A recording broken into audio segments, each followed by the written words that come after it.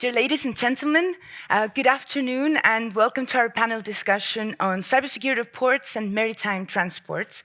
I was already introduced, but I do want to say that coming from EU Cybernet, I am super glad to bring to you this critical and timely session with a distinguished panel of experts. So in today's increasingly interconnected world, the maritime sector is a vital pillar, being responsible for over 90% of global trade, meaning that any disruption in maritime operations can have a cascading effect on global supply chains. So enhancing cybersecurity in the maritime sector is not only about one single port or individual company, but it's about safeguarding global trade, economic stability, as well as international security.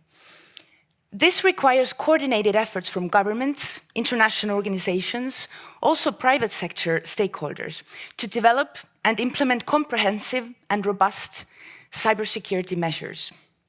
Additionally, the ever-growing notion of digitalization allows more and more cyber threats to pose significant risks to our ports and maritime transport systems around the world. From ransomware to also physical safety harms, the stakes are high to globally protect this important critical infrastructure sector. EU Cybernet's role to provide cyber capacity building activities in maritime sector is relatively new. Just last year, together with another European Union-funded initiative, Crimson, we published a report on cybersecurity in maritime critical infrastructure with a focus on Africa, and in the beginning of this year, helped organize a cybersecurity course for 25 ports of the Gulf of Guinea. And as a continuation of these efforts, we bring to you this panel today with unique insights and extensive experiences in cybersecurity and maritime operations. Together with the panelists, we will shed light on the current landscape of cyber vulnerabilities in the maritime sector, as well as challenges in enhancing the level of cybersecurity globally. We will also talk about the digitalization of the sector and how readiness and awareness among the stakeholders can help defend against these cyber risks.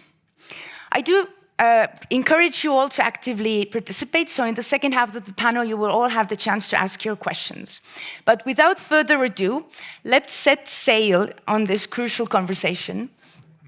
So I will first want to give the floor to Christophe van Maele for the remarks. He's the project coordinator in the Maritime Governance Unit at the Peacekeeping Division in UNITAR. He'll tell you a bit more about UNITAR himself.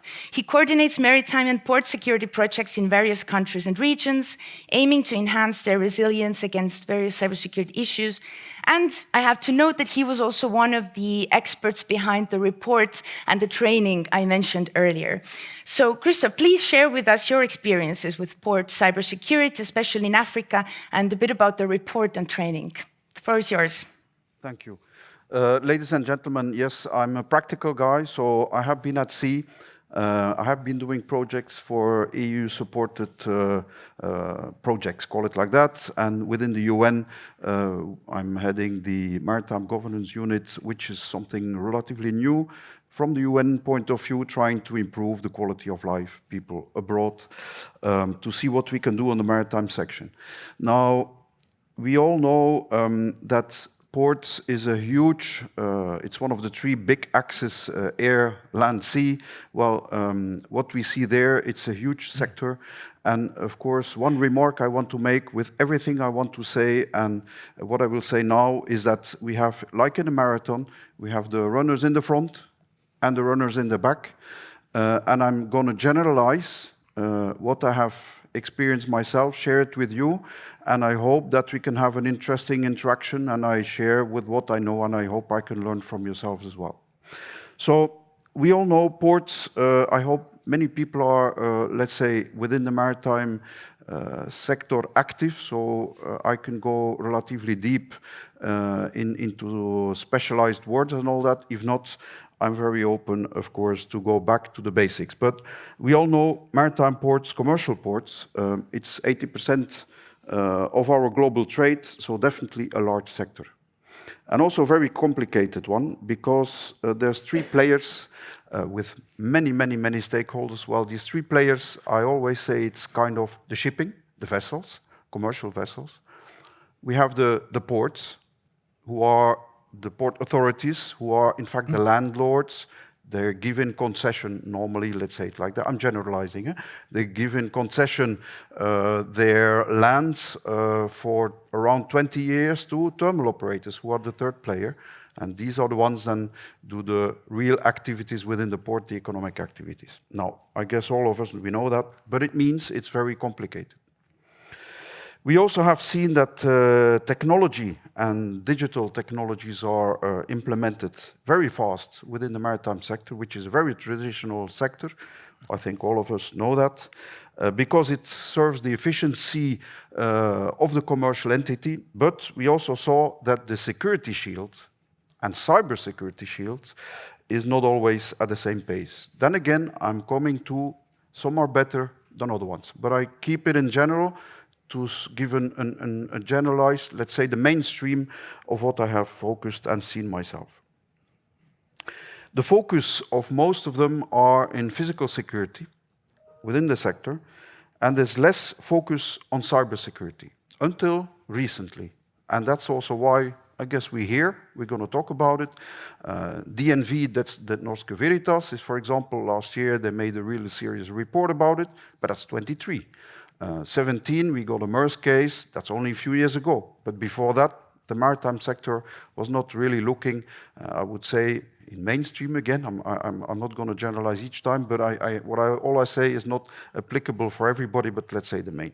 Very important. Because I'm UN, I cannot pinpoint or criticize whoever. We're there for everybody. So we see that cybersecurity is less. We see this in Africa. We see this also in Europe.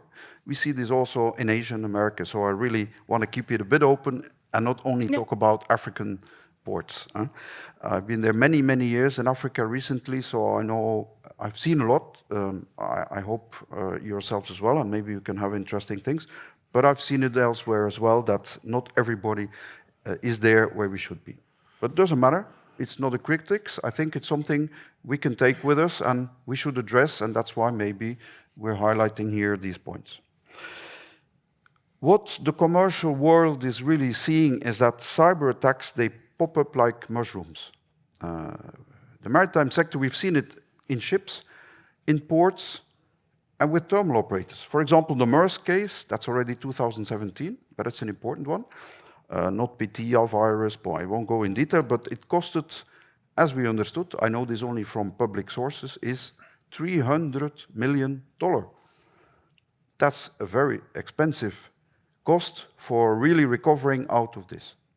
Well, we also have seen in San Diego, the port of San Diego, DDoS attacks, 2018. I've written some down, some examples. There's plenty more. Port of Lisbon on Christmas Day, 22.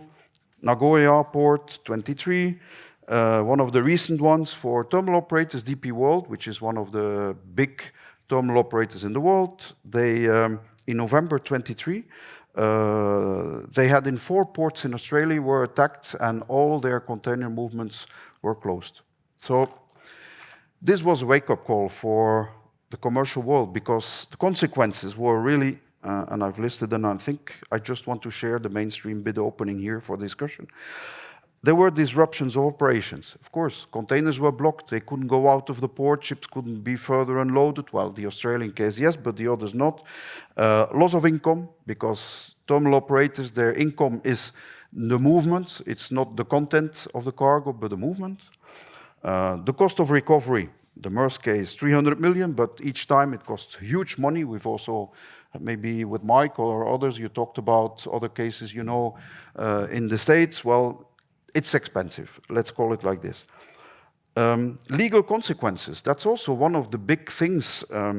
For example, if you have a container where you're shipping at the end of, let's say, 6 months before Christmas or New Year, you have Christmas presents in containers, you buy them in China, you let them come to Europe, Australia, wherever, but your ship is blocked, your containers are blocked, and you risk that's the content, your Christmas gifts will only arrive after Christmas.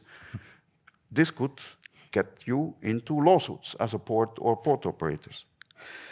Also, integrity risks for networks. Is this virus already been with all the contacts because shipping is international? Did it go to the other side of the planet, to others connected in the same network?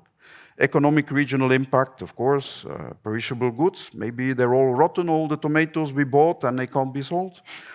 Maybe the reputation for the port and the operator is really bad. Now, the root causes.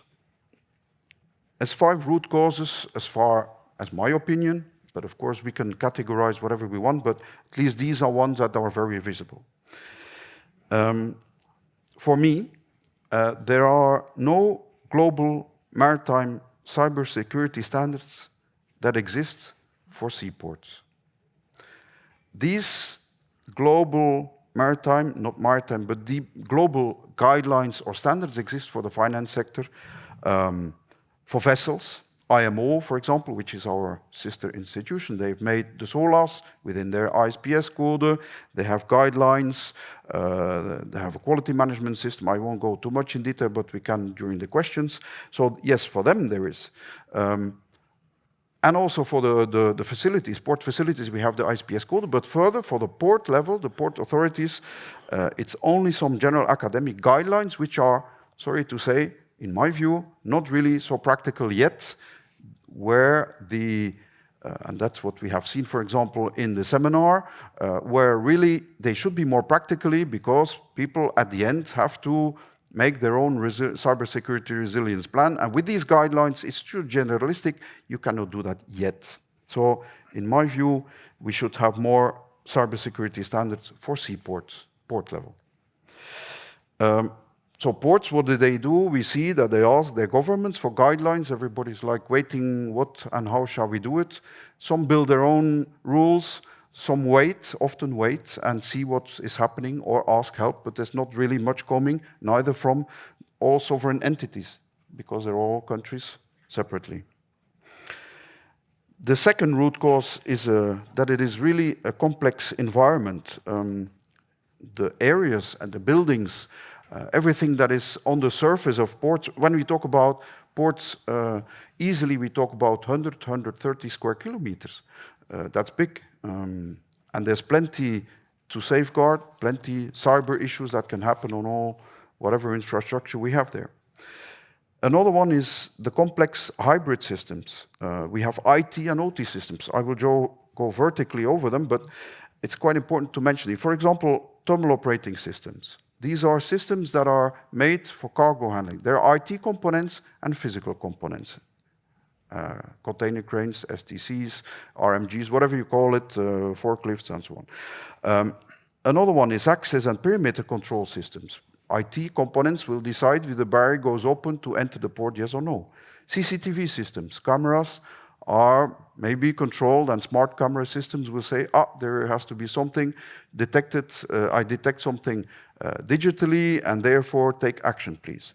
Batch production systems, IDs, communication system, radar systems with communication with vessels, and so on. So there's plenty hybrid systems, active imports. Very complicated. Another one, the fourth one, is the root causes of cyber attacks is that we see a mixture of new and legacy, old, hardware and software. I explain. When we talk about software, I'm really talking general, no continent, whatever, but I've seen port authorities, myself, that have old and even pirated versions of software for data transmissions. I see very often that subscriptions for updates are not there, so they use software that is not updated because the subscriptions were like not incalculated into the national or call it port budget. They also, and that's maybe detailed but has big consequences, they often use personal email addresses, I've seen it worldwide, within port authorities as their business email address. On itself, with all respect, a Gmail account is not a problem. But if the port obliges you every 3 months or 6 months to renew your password Gmail doesn't do that. And it's compromised, you don't know it, but you use it to go to enter the port authority system, then there is real vulnerability. Nonetheless, these are less problems than what we face today and what we will face in the future. This is the OT systems. This is really the Achilles heel of what we see into the maritime sector. For example, handling equipment, ship-to-shore container cranes, these big things, $10 million per piece, or if you talk about post-Panamax ones, they have PLCs, IT components in it, which were not made, if they bought before the 1990s, these components were not made against cyber attacks. So these IT components, these PLCs in these engines are, I would say, outdated or whatever you call it, but then they're vulnerable. And especially when we talk about operational technology safety systems. For example, if we talk about safety valves for a container or a chemical tank, a safety valve, which has a control unit, it's not, I know, they think 100 times before they will update the software in this control unit, because updates sometimes fail and then they could lose their safety. So this is very risky. So OT systems within ports, but also vessels, this is the case, could be real trouble. And the last one, this is people. People really is, on a vessel we have 12, 20, 22 people for a long time. In a port, we have easily access and entries and exits, more than 1,000 people, very easily. Dock workers, hundreds, truck drivers, terminal operator people working for terminal operators, port authority people, maybe military, sometimes fishing. Whatever is entering there, it's really many, many, many people, with all a different perception of cybersecurity. Mostly, it's like far from my bed show. That's a problem, but I know that you will talk more about that. Eh? And the last slide, because I'm getting thirsty, but for me, 5 things are quite quickly that we can, or real visible, that we can improve. So, develop international cybersecurity standard for seaports. Maybe my sister institution, IMO, can do this through the SOLAS or other means. Of course, we have seen maybe some detail. The ISPS code is dating from the 1st of July 2004, active, which is already 20 years. And since then, the code has not changed at all, except for a lot of guidelines, call it like this, but not obligatory things.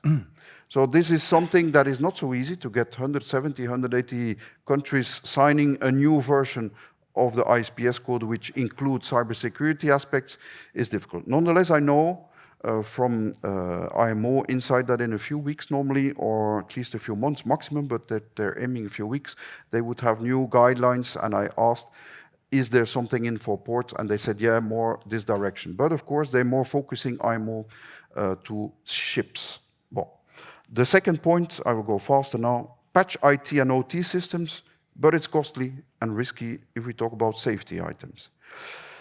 And what I do think is that this is really practically, I think next to the IT departments and the ISPS, International Ship and Port Security, Port Facility Security departments, there should come in every port an adult cybersecurity department, not an island, but one that works really well with the cybersecurity officer, with the internet director, the security director, and again, the cybersecurity person together to make this secure. Because these 3 things are really aligned as IT components, the security components, IT data, so hardware, which is more physical security. The 4th one is do and keep and make more seminars, training courses, workshops, and you're also doing these in America. We're also doing this with UNITAR. UNITAR is United Nations Institute for Training and Research. That's our mandate within the UN. We're 27 institutions within the UN, and our aim, our task is to give training and research. So we're focusing on this, and for example now also in the maritime. So I was there in February 24. Recently we had 54 port participants, 24 countries and ports. The goal was to make their own cybersecurity organization, risk analysis and plans and all that, a whole week. And there was really, I still get constantly calls for further assistance for them, because you see there is a big need. I think we should do many more seminars worldwide, not only in Douala in Cameroon, but also in Europe or America, Asia, wherever.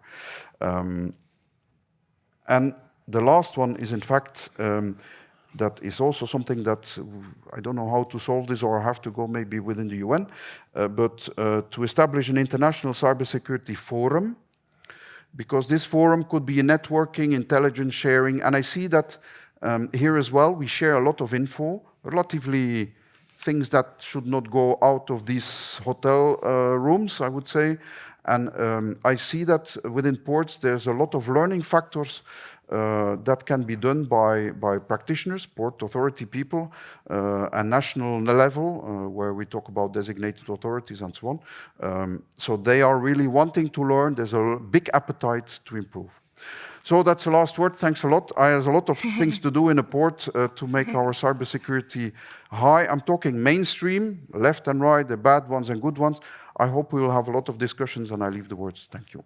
Thank you, Christophe. And many of the things Christophe mentioned here right now can be also found in the report. I'm happy to disseminate the link to the ones who want afterwards. And also thank you, Christophe, for setting the scene really for the discussion. And now let's move on to our next speaker, Lisbeth Laurie. She's the program manager of the Maritime and Port Security Program of the Inter-American Committee Against Terrorism, where she focuses on initiatives designed to improve maritime and port security. So please tell us about your experiences and projects in the LAC region. But before you do, I want to wish you a happy birthday here again. So. Thank you. Yeah. So the floor is yours. Okay. Well, thank you. Good afternoon, everybody.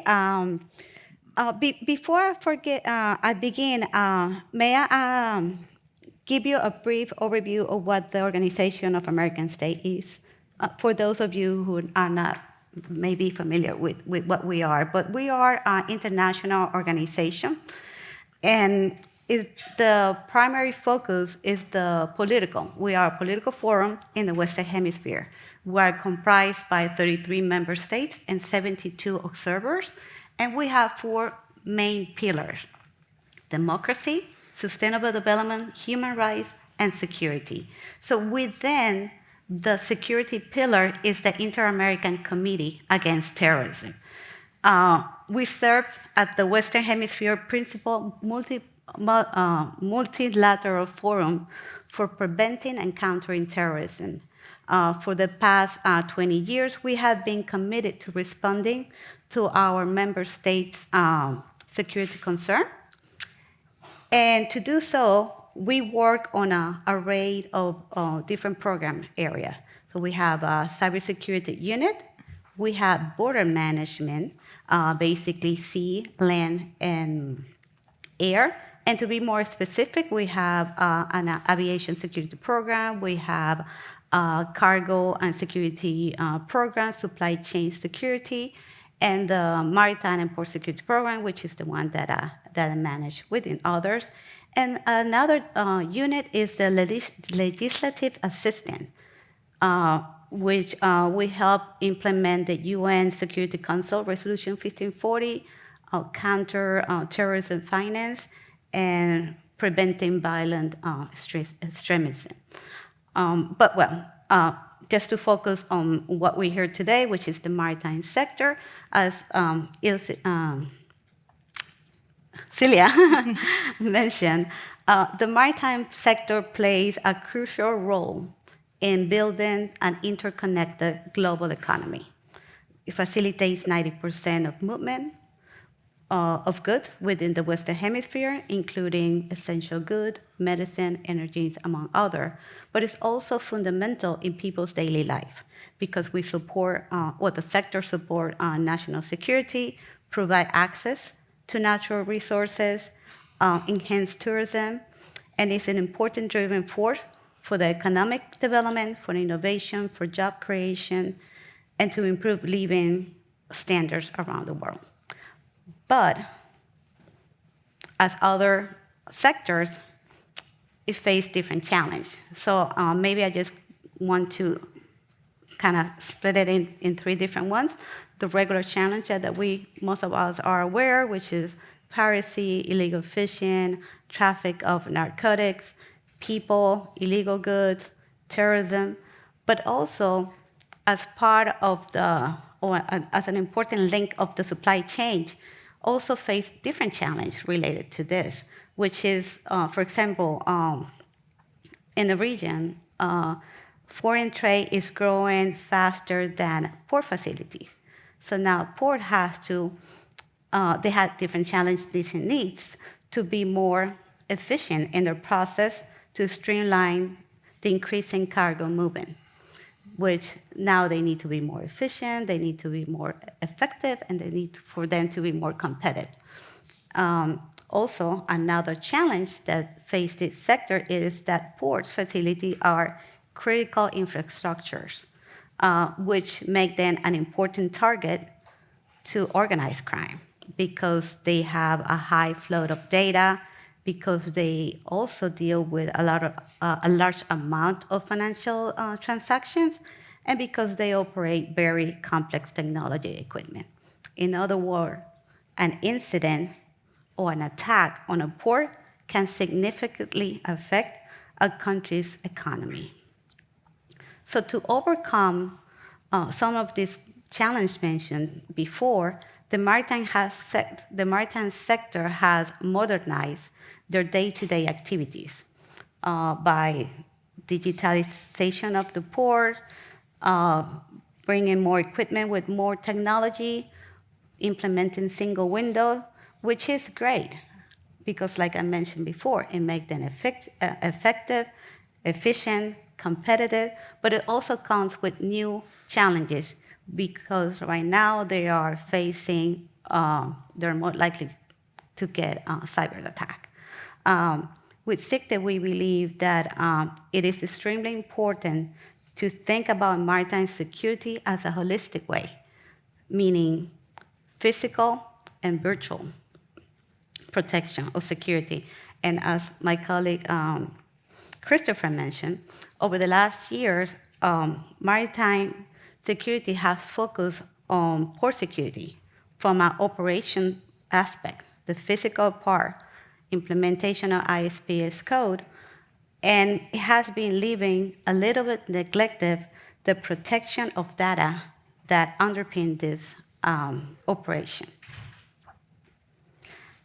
CICTE, or the program, the Maritime and Port Security Program that we have in CICTE, we have three main objectives that I would like to share with you. So one is to strengthen the capacity of member states to secure their maritime domain, supply chain, system, process, and the most important, their people. We also seek to advise competent authorities on the development of plans and policies related to maritime security, and we promote coordination and collaboration among stakeholders at the national and a regional level. One of the tools that we have or that we are supporting our member states to implement and we have found to be very effective is the development of national maritime security strategies, which is a high-level policy framework and vision to securing the state's maritime domain, including ports and territorial water. To be conscious of time, I just want to mention 4 benefits about having a national maritime security strategy. One of them is that clearly established roles and responsibilities of the stakeholders involved with maritime security. Basically, what we do is identify any gap or duplication of responsibilities. Also, a national maritime security strategy facilitates consistent coordination and cooperation among public and private sector, defining and achieving a set of national objectives. Of course, in the terms of the maritime space, securing the maritime space. Also, another benefit is effectively coordinated approach to intel gathering and analysis, and also risk assessments and mitigation. And the last one is to help streamline allocation of funding to secure the maritime domain, identifying and prioritizing the national goals. I think I'm on my 10 minutes, so I will leave it up to here, but I'm open for any question. Thank you so much, Lisbeth. We already have some recurring topics from the two speeches. But I'd like to move on now to our third speaker, Professor Gabriel Raicu. He's the Rector of Maritime University of Constanta and also the Director of Maritime Cybersecurity Center of Excellence in Romania. He led the creation of the first ever maritime cybersecurity simulator for the university and supported the establishment of the Maritime Sectoral CCERT. Please, Gabriel, what is the European perspective and your perspective of port security? And do you have some additional other thoughts or other views on what our two speakers already have been speaking about, more from like a global perspective compared to the EU? Thank you. Thank you. Indeed, it's a great opportunity for me to participate to this conference. And indeed, was very interesting to listen the previous speakers, because every time when you have the opportunity to update, to put the idea in different order, it's very good. In the beginning, I want to introduce myself a little detailed, because I'm educator in my base. So we are trying to prepare to offer to the market the best seafarers. But that seafarers act in maritime field, act in ports, act on the ships. Especially maritime field, it's a very complex area, because when we talk about ships, we talk about system of systems. When we talk about ports, we talk about system of systems, and so on. We can extend these terms at any level, in any number. Of course, ports, especially in Europe, are very important, because Europe depends on ports, and ports are the main hubs for Europe economy. But anyhow, the ports also are a point of convergence between different critical infrastructures, and the ports need to be treated as in this assumption. Because there is an overlapping area between energy field, between transport, multimodal transport, between different kind of interactions actors. So from this perspective, the ports are maybe the most exposed area in terms of cybersecurity. And when we are talking about maritime cybersecurity, also we need to consider the vast and greater risk to spread. Some speakers before mentioned about the classical thing about Petia, not Petia incident was maybe a sort of pillar in this kind of incidents. But also in this field was a moment of reflection about the losses. Was the losses in terms of logistics, especially related to maritime cybersecurity, but also was spread horizontally to different industries. That increased the importance of ports. Of course, maybe in Europe we are a little prepared, a little better prepared to address the cybersecurity problems, maybe than in other global areas. But also keeping in our mind the complexity of different systems on different generations, which was built in times where no cybersecurity was an issue, only functionalities and costs and efficiency. There are different risks and interactions between areas. Of course, everyone takes a lot of measures at maximal level in their vision to address these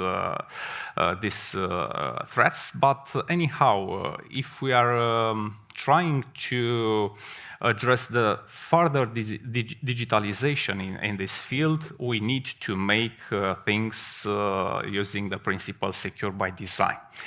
Why? Because until now, the complexity of the system generate also the complexity almost impossible to tackle in area of cybersecurity. If we are thinking for the single window or to the port community systems, we can observe different level of risk and threats. When we move to the African continent, also there are a new kind or a little different kind of problems, maybe due to the lack of sufficient integration. But anyhow, in the future, that could be a step forward in terms of cybersecurity, especially if we start with secure by design philosophy.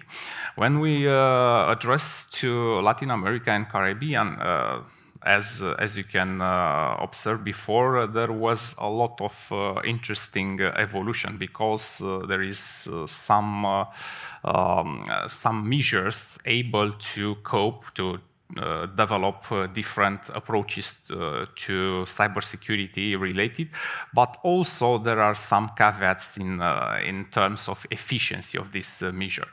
But anyhow, we need to find a way to increase the preparedness in terms of cybersecurity measures in port, especially taking into account the new technologies, the new wave of digitalizations, the new contributions from the part of artificial intelligence. Taking also in our minds the different aspects related to energy security. Because, for example, if in energy security we solve some problems related to maybe to early warning, also we need to address these early warning steps in maritime field. But also could be even more complex due to interconnections and interactions in this field. But I don't want to spend all the time with technology and our approaches, and I'm deeply open to any kind of questions and any kind of comments related to this aspect. And allow me to be open also to different approaches related to cybersecurity, because we have rules, we have regulations, but sometimes the success from the attacker's part belong to outside of the box thinking, and for this reason we need to find the most comprehensive measure to solve that problem. Thank you for this step. Thank you, Gabriel. Next up, we will hear from Commander Mike Widmann, who's the Cyber Operations Branch Chief at NATO Maritime Command. He has also led the strategy branch at the NATO CCD COE and has been part of organizing many CyCon conferences before. Mike, all the other panelists come from the civilian side. But can you share with us the military relevance of security of ports? So first off, thank you, Silja and EU Cybernet for inviting me. It's always a pleasure to come back to Tallinn. Laurie and his team, I always enjoy coming back and visiting old friends and colleagues at the NATO Cooperative Cyber Defense Center of Excellence. So like Silja mentioned, I'm here not in my role as a US Naval Commander, but I'll share some of my experiences of dealing with NATO. CyCon is one of my favorite conferences, and one of the reasons is, even though it's a NATO-affiliated organization, the opportunity to talk to people from so many different disciplines, the academic community, industry, everything like that, it lends to information sharing, which I think is unprecedented. A lot of times we spend time in conferences where we're talking amongst the same community, so the opportunity to come here is really, really great. So my focus today is basically the military relevance of port security. As Silja mentioned, I'm the Defensive Cyber Operations Lead at NATO. I'm going to talk a little bit about my organization just to kind of set the stage. MARCOM, or Maritime Command, is a component command. You can think of the other domains as well. We have a land component command, LANCOM, is air component, AirCom. And we focus in our different disciplines, and we try to provide the best advice we can to senior decision makers in the military environment. So at MARCOM, our focus is pretty much threefold. We're SACEUR's, or Supreme Allied Commander's, primary advisor in the maritime domain. We also command standing NATO operations, so the standing naval forces. And what that consists of is NATO technically doesn't have there's no NATO Navy. So what we do is we go out to all the nations of the alliance with a mission, and we ask for assets. And once we have those assets, we deploy them under the command and control of NATO Maritime Command to execute a mission. And the last piece is to be a static warfighting command capable of operating a maritime operations center 24 hours a day, 7 days a week. My contribution to that as the branch chief for the cyber operations branch is to work in cyber considerations into military planning. We also share information. We want to make sure that all naval assets that are operating within NATO and our senior commanders have the best cyber situational awareness they can to make the best decisions that they can. And like I said, as focused towards NATO, everything that we do is mission focused. So mission assurance is the key to us being successful. And when you talk about mission success, ports play a vital role. So when we think of ships going at sea, no matter what nation, they're always going to need a few things. You talk about supplies, fuel. So the sustainment of those vessels at sea is extremely important. Those vessels get all of that sustainment from port. So if there's an issue with the port, that affects our mission. One of the big things we look at as well is military mobility. So military mobility is essentially the ability to move troops and equipment from one place to the next. So I'm sure everybody can imagine, an event happening in NATO's east where we have to deploy troops, equipment, and everything like that. So if that adversary wanted to have a great impact on NATO and our operations, ports serve as a huge target. People have talked about a target-rich environment. And that is basically because of how complicated ports are. The amount of the different ownership. Just because a port's in a certain nation doesn't mean that host nation actually owns the ports. There are many different stakeholders within the port. And we talked about even just the introduction of technology. So, making things automated. Those are more attack vectors. The amount of people. We talked about commercial ships. So commercial ships, you have a crew of 15 to 20 people on a large vessel. If you talk about a military ship, you're talking 300 maybe plus people. Those people are generally younger people with technology, and all of that technology represents a risk to the port operations and such. So those are the things that we really need to take into account. And from an adversarial's point of view, the longer that an adversary can keep NATO forces moving from where they are to where they need to be, that's a strategic advantage. So ports, like I said, with as many vulnerabilities as they present, if they're not addressed in a proper way, they can have a military effect that can hurt alliance preparation and action. And the thing that I'd like to stress as well, so NATO doesn't own any ports. So the way that different port owners and their host nations write doctrine, policies, everything like that, certain times policies can be open to interpretation. So one of the most important things that I think we as an alliance, port operators, different states, there needs to be interaction. There needs to be meetings like this I highly recommend just having exercises, because the way certain policies are written aren't always how they're interpreted. Until you get all the stakeholders in the room and you shift through all the assumptions, you may not really understand how ready or not ready you are. And I think I'll hold at that for now and wait for questions. So thank you, Silja. Thank you. And we're slowly getting to the end. But definitely, last but not least, Dr. Maria Haugli-Sandvik is the Associate Professor at the Norwegian University of Science and Technology. Maria holds a PhD in Maritime Cybersecurity and Human Factors, and her research primarily focuses on human behavior and cognitive psychology in cyberspace. So can you, hearing what we've been all saying already, can you tell us a bit more about the human aspect in all of this? Of course.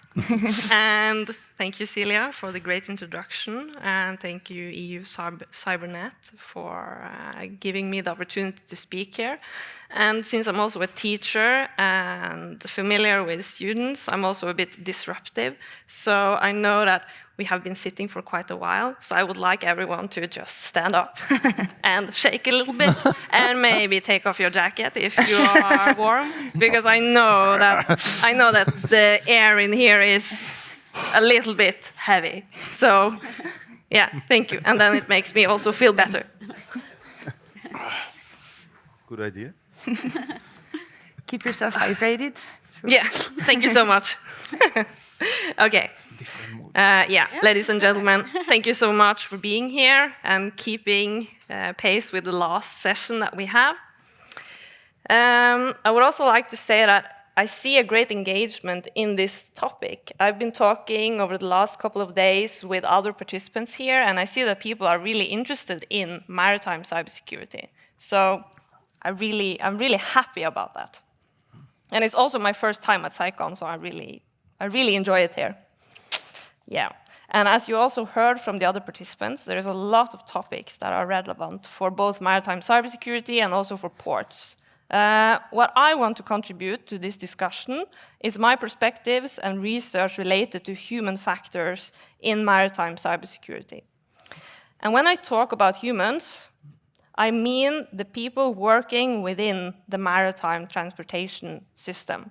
It is the port operators, the agents, the seafarers, and so forth. It's the people that make the maritime operations happen. And these people are important for us that work within cybersecurity to focus on, because we want these people to follow regulations, to don't do stupid things. We want them to react in a good way to cyber incidents or cyber attacks.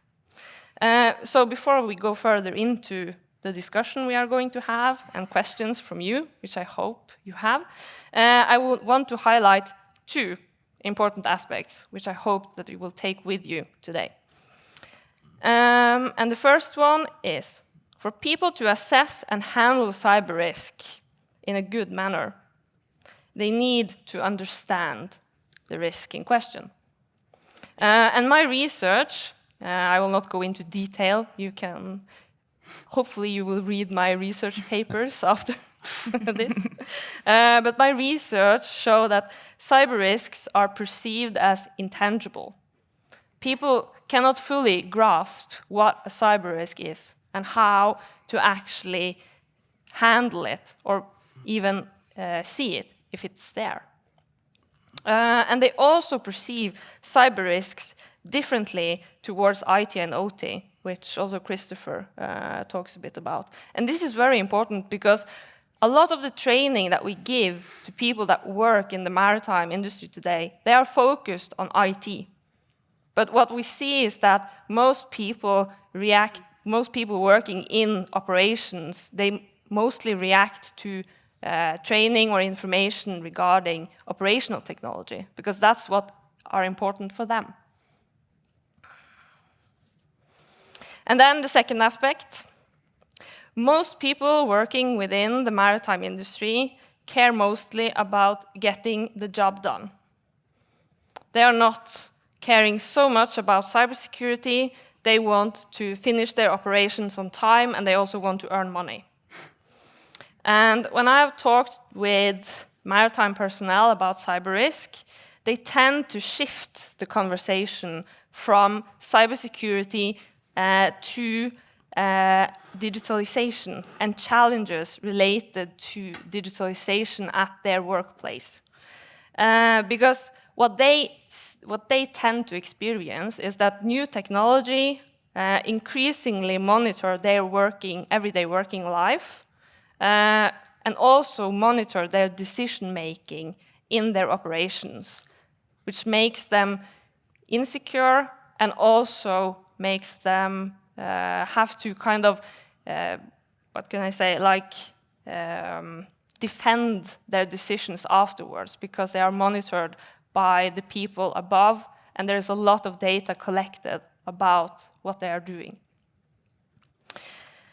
So, what I want us to focus on in the future related to human behavior and human aspects within maritime cybersecurity is to provide context-specific training focusing on the operators' everyday working life, and also focusing more on operational technology. I also want us to develop more clear risk communication related to digitalization, and also acknowledge that it is very difficult to perceive and fully understand cyber risks.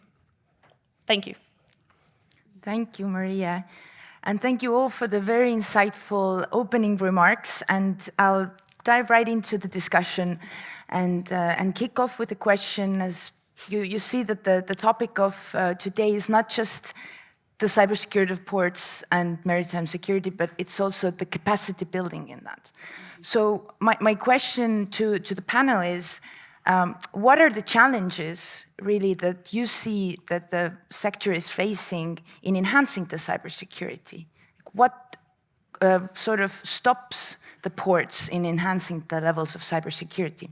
And I'd like to start with Gabriel, you. What ideas would you like to put on the table? Yeah, there are a lot of provocative things related to cybersecurity, especially in maritime field, especially when we put all that provocative ideas near the new technology.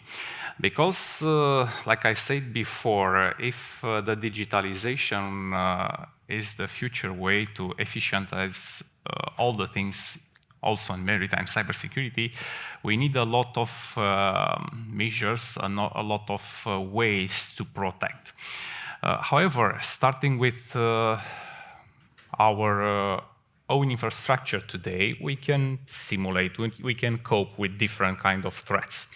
For example, we can use, and we start to build this kind of approach, a sort of federated cyber ranges able to replicate different things, different actions, different manifestations, some of them related to IT field, some of them related to OT field, to operational technology. Why? Because the ports, it's a combination between all kinds of technologies. From this perspective, this kind of federated cyber ranges will be very useful to simulate different threats, but also will be a sort of hubs to acquire knowledge related to human factor, related to technical field, and also will be prone to generate the real market in terms of cybersecurity exercises, in terms of cybersecurity trainings. Another kind of insight, for example, from our activity, because I was involved in different exercises. We organized, for example, an TTX exercises. Actually, was a combination between a TTX and technical exercises, 60% TTX, the rest of percentage in technical field, simulating an attack against energy infrastructure in a Constanta port in the Black Sea. The reason is obvious. I don't want to develop more here because we don't have enough time to develop all the things about these subjects. That kind of exercise contains two parts. A part related to sort of malware which serves as decoy from the part of attacker. It was related to Industroyer 2, for example, but the real danger was generated by in-controller, much dangerous and complex frameworks in this field. That kind of frameworks could act in maritime field, but also against energy infrastructure, against pipeline control infrastructure, and so and so. This is a kind of approach. It's not entirely new, of course. But also we need to introduce the part of AI assistive technology in this area, starting from assisting some part of decision, but also to be able to replicate different infrastructures, to be able to analyze their behavior in case of cyber attack, in case of how to say a limit. If you want to study the limit of their functionalities under the heavy cyber attack and the different perspective cyber attack, and also to be able to assure a new kind of resilience based on our normal experience, but also a kind of resilience improved with the new technology capabilities. Because our resilience today is very good, maybe it's high enough for different purposes, but definitely is not 100% effective. So we need to address this thing. We, being a university and research entity, we struggle hard to find different ways, and of course, for the students, it's an entire field of research. Thank you so much, Gabriel. Christophe, regarding, well, Gabriel already brought in the topic of digitalization, so I'd like to involve that into your next answer. It's like you mentioned that there are frontrunners and backrunners in the ports that you see. Are those backrunners even ready for the digitalization of the ports? Like, does the digitalization itself actually cause more challenges than not? Yeah. Thank you for this question. I was not aware she was asking, but I think since recently, what I have seen, and probably you as well, if you talk to CEOs or national level ministers, or let's say, or the people working in ministries, convincing somebody about who's 60 plus years old, who in the beginning never was having cybersecurity issues, convincing him to spend money into cybersecurity if he never was attacked before is not so easy. But I see, due to the examples I gave, there's many more, but not all ports. If you took the percentage, I have no clue, but it's 0.007 percentage, almost nothing if you look to all the ports worldwide. So they're still far from my bet show. This is quite difficult to do. But you see that they're getting interested because they see with other ports, and specifically the Maersk case was then a shipping agent.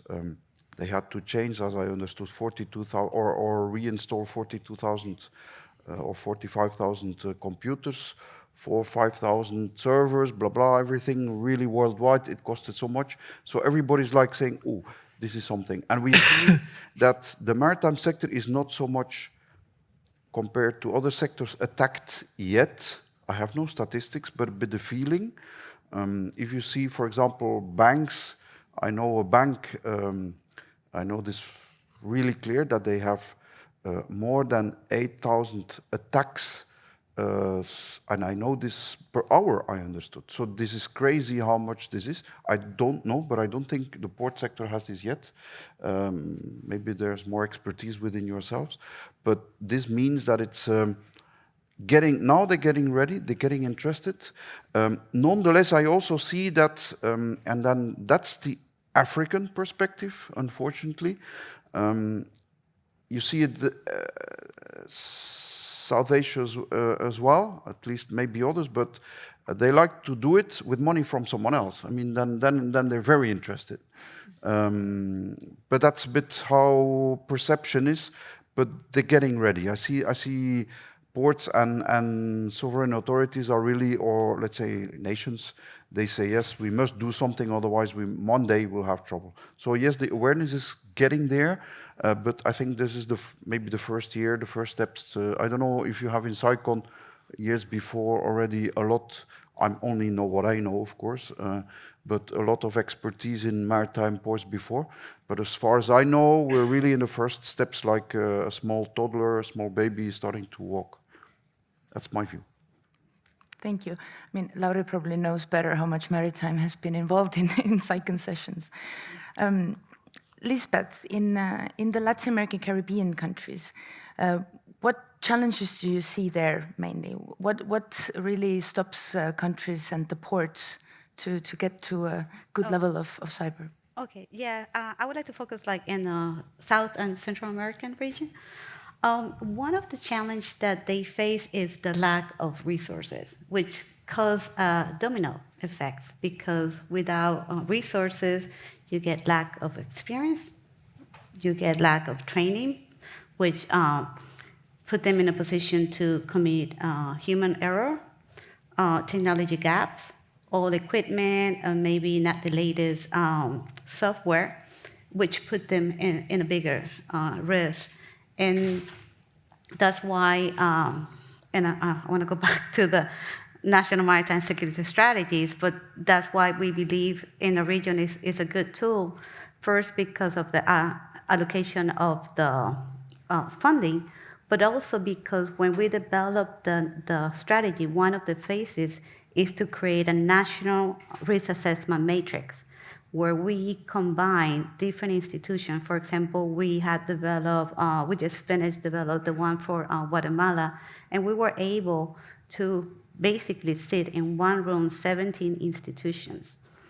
And these 7 institutions were able to identify the threats, the national, maritime national threats, but from the different perspective. So for example, we have Minister of Defense, Minister of Interior, we have Customs, we have Port Authority, Maritime Authority, so we also include the private sector as well. So we have all these different institutions sitting there and developing this national risk assessment matrix. And for obvious, one of the threats is cyber threat. So they were able to identify the threat, the impact, as well as the mitigation tools that they have in place. So that's one of the biggest challenges. That's one of the tools that we see to help overcome those challenges. And also, something that we always mention is that one institution cannot solve the problems or the maritime threats. It has to be a team effort. And that's why with national maritime security strategies, we try to combine all these different institutions with maritime responsibility to be able to face the challenge that the sector is facing. Thank you so much.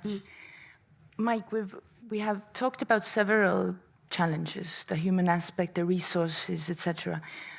Looking at it from the military perspective, do you think the challenges, or do you see that the challenges are universal, or do you think that there are some more civilian and more military specific things that really struggle like in the ports to become better in cyber? Honestly, I think overall the struggle between the military and the civilian side is very common. Getting people the right training, understanding your roles and responsibilities, all of those things are things that we struggle with on both sides. One thing that I think that the military does in particularly well is exercising. And one of the things that we've been doing when I was at the CCDCOE, we'd have an exercise called Lock Shields. And Lock Shields took a lot of the common threads that we would see with a military flavor, and we'd set the stage so that nations could practice their response to an actual cyber event. And what I've really liked about that exercise, and I also participated in another NATO exercise called Cyber Coalition, is that we as an alliance, we've opened these exercises up, not just to military personnel. We have partners participate, we encourage industry to participate, and we get to work on that public-private cooperation, which I think is key for us to successfully manage any type of cyber risk. Because the risk is universal. Is the military systems more secure? Maybe, yes. We've got very solid processes and procedures. We're not a profit-driven organization. You'd see a lot of ports, they're looking for efficiencies. Sometimes those efficiencies come at the cost of cybersecurity. Some vendors are coming up with solutions that are, they're not designed with security in mind at first. They're looking to make, they're trying to address a problem. So certain aspects of the military process, and I know like in the United States, like the acquisition of certain capabilities is scrutinized a lot more than it would be on the civilian side. But the problems, even going back to talk about the human factor, the military spends a lot of time with people, training them, and you get phishing emails, and you're still going to get people in the military. They're going to click on those links and everything like that. It's a common theme throughout not just industry, but in the military as well. So that human is still, wherever you work in, you're still the weakest link in the cybersecurity chain. All right, Maria, you mentioned that two of the issues from the human aspect is that people don't understand necessarily the risk and that they just want to get the job done.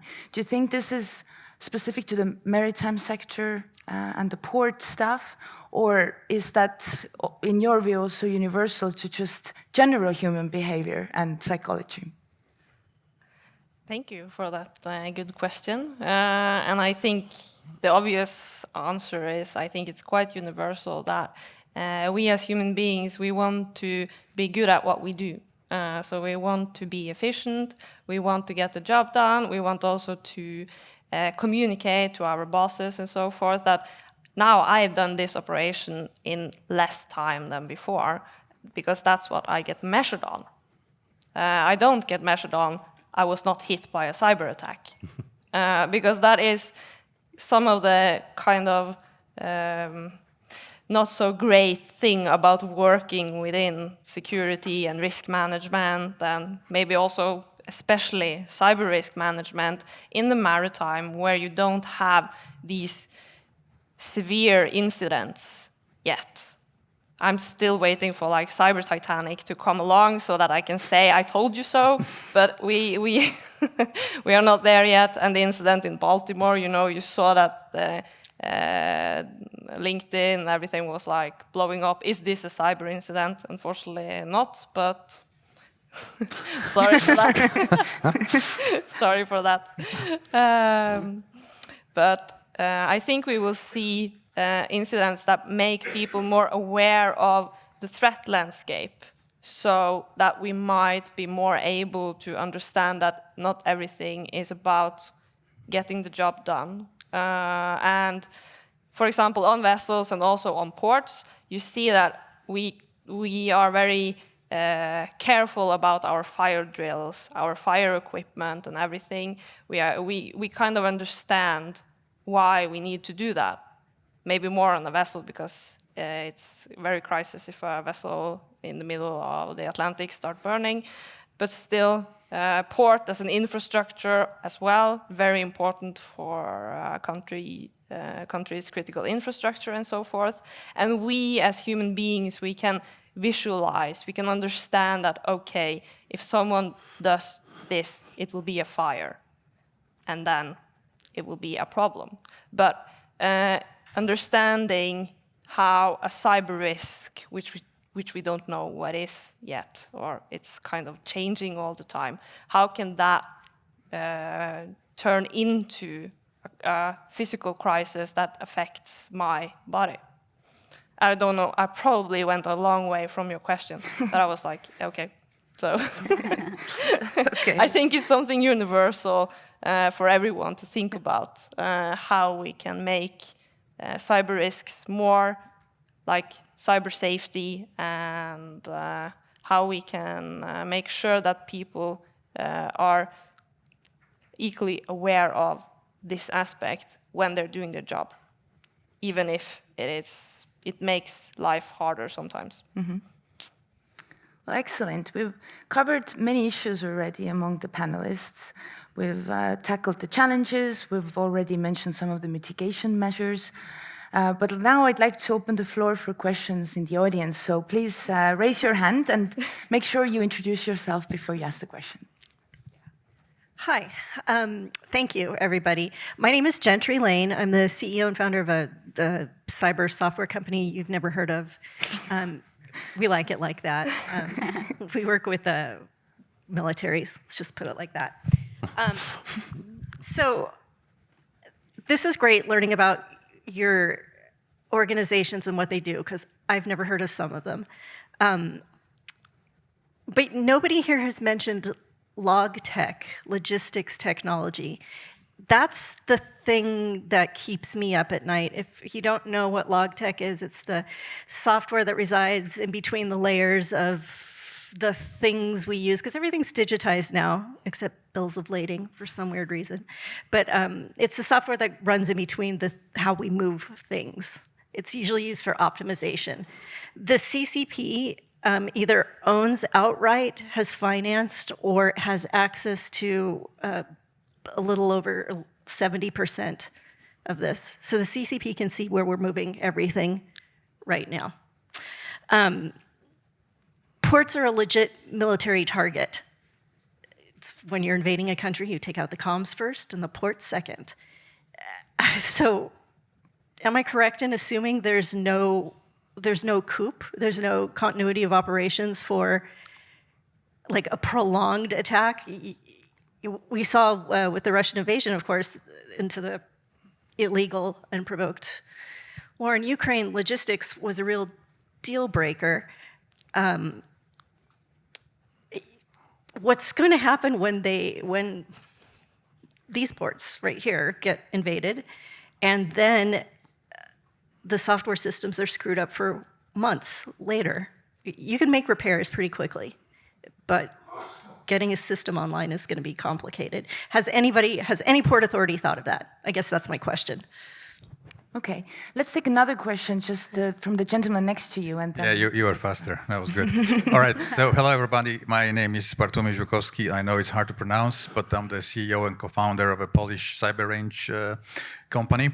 And just to give a little bit of background to my question, comment is that, we are in the vertical of Maritime, which is very interesting. Our customers are actually Polish Naval Academy, Romanian Naval Academy in Constanta as well, and Antwerp Maritime Academy. So we do have a chance to see, the challenges across 3 different seas. And I did have a chance to attend a few conferences last year on maritime security. And I spent most of my career working for NATO HQ in Brussels, so I do understand strategy, I do understand policies, I do understand, all the documents and everything that you need to create, but it's going to take years. And cybersecurity, you sell either as aspirin or a vitamin. And the aspirin you sell to those who got their butt kicked, if I may say so, and vitamin you sell to those people who are looking forward. And they are probably the customers that are looking at what you're going to produce to really invest in cybersecurity and improve their posture. Very simple answer is why currently the operators, the ports are not investing in cybersecurity is money. I attended different conferences, I spoke to different people, and cybersecurity costs a lot of money.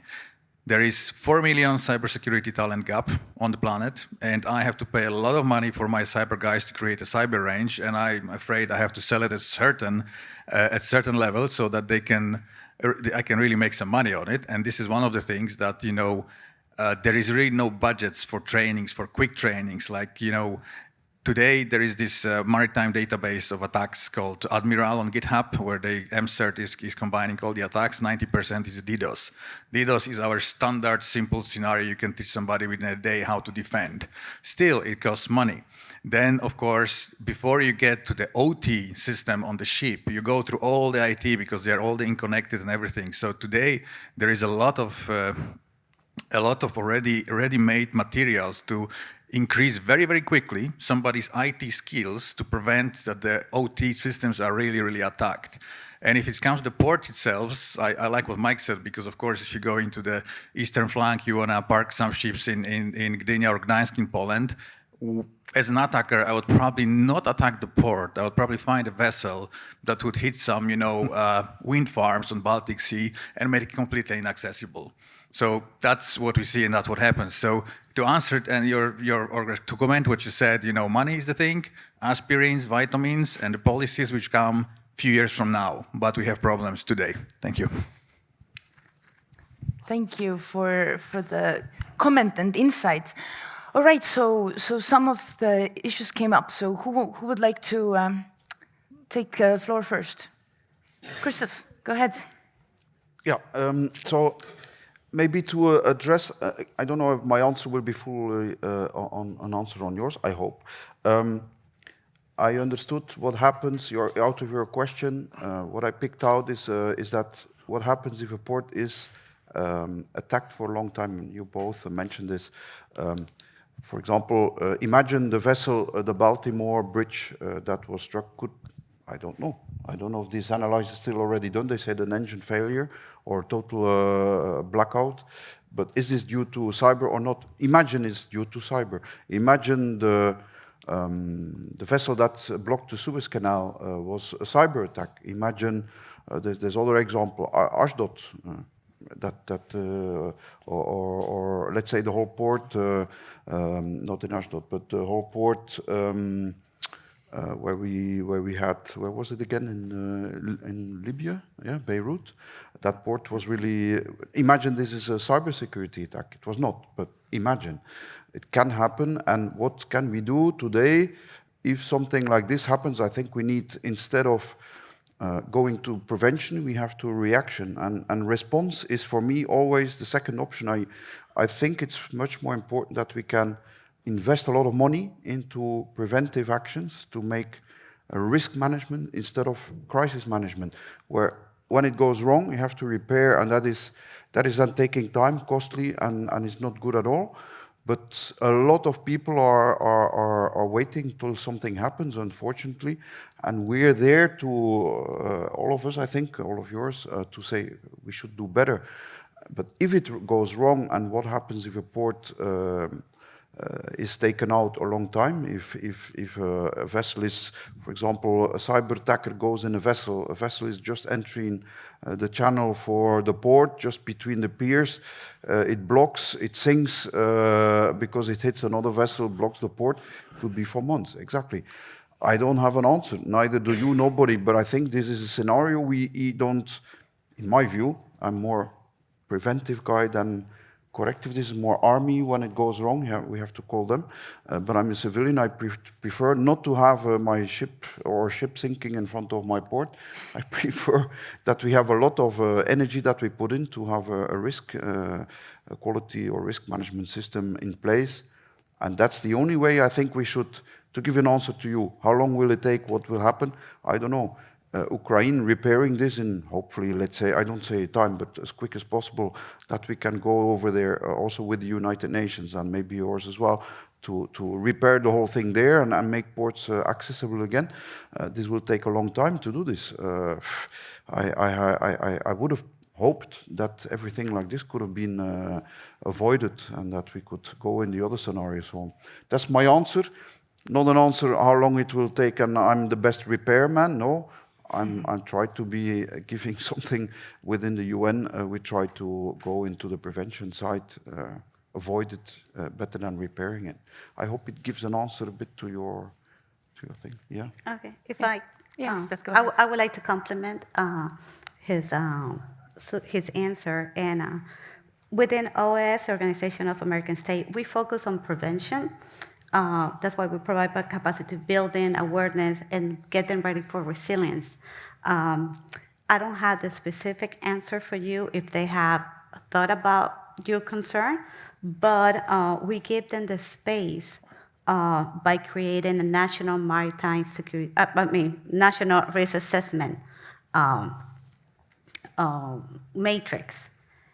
And within the creation of this, we give them the opportunity to think about all these threats and concerns, and they analyze it as an interagency cooperation and collaboration. So, like I said, I cannot answer if they thought, but they had the tools to be able to analyze them and take them into consideration and see what mitigation tools or how that threat can impact directly to their country. Gabriel. Yeah, I want to add something related to the necessity to develop the cooperation between the civilian and the defense sector, taking into account here the ways to knowledge transfer, to interact, to find the proper way to assure a better sustainability and preparedness level. 2 years ago, I read a chapter in a book related to counter-terrorism. My chapter was about the logistics. And being a cybersecurity technical expert, of course, I emphasized the importance of cybersecurity when we talk about the resilience of the supply chain. And following the two comments and, of course, some kind of questions, extended questions in their common understanding, we started, for example, this year a project named eSci Bridge, a kind of bridge between civilian and defense. There are a lot of partners inside, but also we want to extend that because being a civilian university, being a civilian educators, also we struggle to understand, to extend, to broader our views in terms of how to act, how to develop the best ways for good resilience in different scenarios. And also, before I talk a little about AI and usage in terms of outside of the box, because the future tends to use more advanced ways also for the attackers, but we as stakeholders, as defenders, as educators, as researchers, also we need to be more advanced, far more advanced, maybe to be true resilient in this area. Thank you. And Mike, before I give the floor to you, I want to sort of bring in the notion that I know that you said that the ports are military targets very often, but let's keep it to cyber. And does the military consider really cyber potentially causing these physical effects, physical harms, physical accidents in the maritime sector? Yeah, Silja, of course. We definitely look at the cyber domain and the impacts that it can have as far as affecting, especially it talks about military operations, military mobility. The question about the CCP, I think a lot of people, when people look at NATO's relationship, they most think about Russia, so that relationship there. But the realization that China is a competitor, and especially in the cyber domain, their reach is a lot more extended than I think a lot of people are comfortable with. So as an institution, NATO has been watching and paying attention to China's ambitions, their goals. And when we look at China, one of the things that they are focusing on is the maritime transportation sector. They want to be able to be one of the leaders in the world in that industry. So we just need to be aware there are actions that are happening. For instance, in the U.S., there was just recently a presidential directive to take a look at cranes, ocean cranes. And I think the number is close to 80% of those cranes were produced in the CCP. So we know that is, that potentially that could have an impact, not just on Karmash, the military, et cetera. So yes, we're working on ways to become resilient. I think we're still wrapping our head around the entirety of the problem, because one of the things that we've noticed China doing is not only using the cyber domain for intelligence gathering or whatever. A lot of Chinese corporations, firms, et cetera, are buying critical infrastructure, getting ownership in a lot of ports. And with that ownership, a lot of intellectual property is passing hands. They're introducing new things that are advantageous to them. They're getting into standards organizations. And a lot of the standards that we're using in the IT field are now being heavily influenced by the not the contribution and the presence of Chinese regulators. So those are things that we are very much aware of. We're trying to become as resilient as possible, but I think that the problem is large enough where it's going to take some time. All right. Okay, we are getting to the end, but is there another burning question in the audience? Okay, we have a gentleman there. Hello, I'm Steen Simonson from Mandiant. Is there any structure, whether formal or informal, for intelligence sharing between ports that may potentially be competing in the commercial space, but have a similar level of strategic importance to their home nation? Is there any intelligence sharing outside of, say, just directly from that home government to them through sort of, structures within the government? All right, Mike. So I know, I'm not sure if you've heard of ISAC, so information.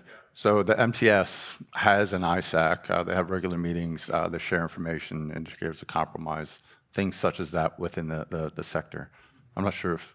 Yeah, and I want to reflect this ISAC. I'm not aware of content-wise what it is, so I'm civilian kind of looking at. So within the commercial ports, there's a lack on this. So this is really a question. This forum, as I mentioned initially, should be an international forum for intelligence sharing. It's a warm welcome for everybody to set up something that is needed, really needed. Yeah, on a practical level. With respect, I'm also very pro-academic, but this has to be practical, to be implemented practically in countries and ports. Otherwise, they will be lost. They will not follow it. So it's at the end they have to implement it. So that this intelligence share should be very very interesting. Yes. Yeah. I think also, I'm so sorry we are out of time, but I also think I just want to say I totally agree. I know that Norway are very concerned about attacks towards ports, and also because of cyber war and all the things we are seeing.